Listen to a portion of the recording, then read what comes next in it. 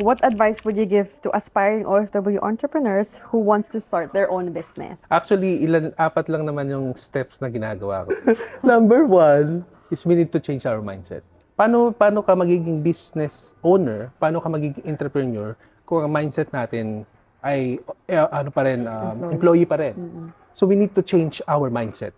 Kailangan mabago na yung mga maling habit na ginagawa natin. Pangalawa, we need to set goals. Okay. Everyday yun.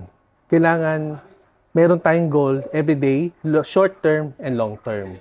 Kailangan sa araw na to, ito yung matapos ko, ito yung ma-achieve ko ngayong araw na to.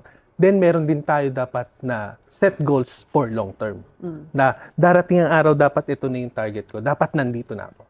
Then number 3, we need to elevate and we need to make a good skill of communication.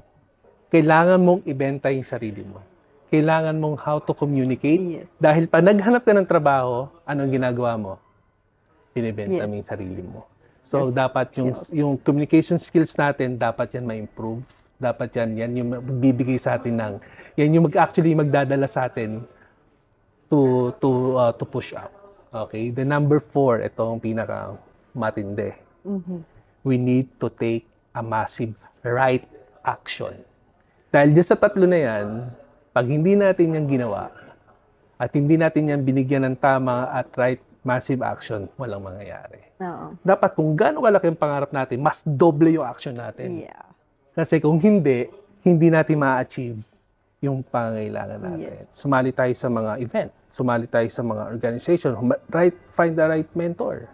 Doon ako naging confident. Kasi si Fridge Revolution talaga nagbigay inspiring Pilipino. Talagang bubuksan yung utak mo na